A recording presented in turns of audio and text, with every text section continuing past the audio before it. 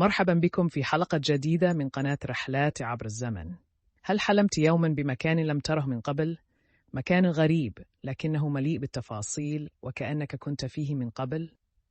هذا الأمر يحير الكثيرين ويدفعهم للتساؤل: كيف يمكن لعقولنا أن تخترع أماكن كهذه؟ ولماذا نشعر أنها حقيقية جدا؟ في هذا الفيديو سنغوص في عالم الأحلام ونحاول فهم السر وراء الأماكن التي نراها أثناء النوم والتي لم نرها في الواقع. لا تنسوا الاشتراك في القناة وتفعيل زر الجرس لتصلكم كل جديد. يلا بينا نبدأ. الأحلام عالم مليء بالألغاز، وأحد أكثر الأسئلة إثارة هو: لماذا نرى أماكن غريبة لم نشاهدها من قبل؟ العلماء يقولون إن الأحلام هي نشاط عقلي ينتج عن إعادة معالجة دماغنا لكل ما رأيناه وفكرنا فيه في حياتنا اليومية. لكن عندما نحلم بأماكن مجهولة قد يكون ذلك نتيجة لعدة عوامل. أولاً، عقلنا الباطن لديه قدرة مذهلة على تخزين تفاصيل صغيرة جداً نراها في حياتنا اليومية، لكننا لا نلاحظها بوعي، مثل شارع مررت بسرعة أو صورة رأيتها مرة دون تركيز. كل هذه التفاصيل تخزن، وعندما تحلم يقوم دماغك بجمعها معا بطريقة إبداعية ليخلق أماكن جديدة تماما.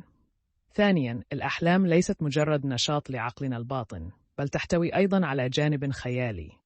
عندما يكون الدماغ في حالة نوم عميق يدمج بين الواقع والخيال، ويستخدم إبداعه ليخلق أماكن جديدة مبنية على مشاعرك وتجاربك. كما اكتشف العلماء أن الأحلام قد تكون وسيلة للتعبير عن مشاعرنا وأفكارنا التي لا نستطيع التعبير عنها في الواقع.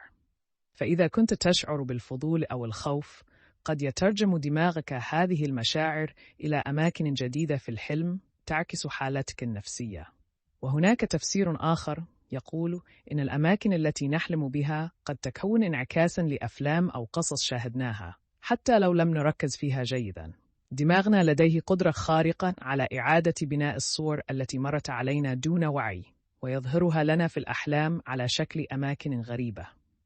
لكن الأمر لا يقتصر على الجانب العلمي فقط، فبعض الناس يرون أن هذه الأحلام قد تكون رسائل أو رموز من العقل الباطن، أو حتى نظريات مرتبطة بعوالم موازية.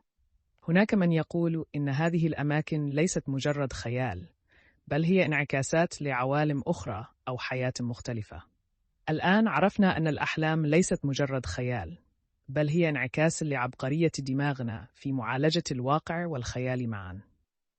الأماكن التي نراها أثناء النوم دليل على قوة العقل الباطن وقدرته على خلق عوالم غير موجودة في الحقيقة. إذا أعجبكم الفيديو لا تنسوا عمل لايك ومشاركته مع أصدقائكم، واشتركوا في قناة رحلات عبر الزمن وفعلوا زر الجرس لتصلكم كل جديد. أراكم في الحلقة القادمة بموضوع جديد وممتع. إلى اللقاء.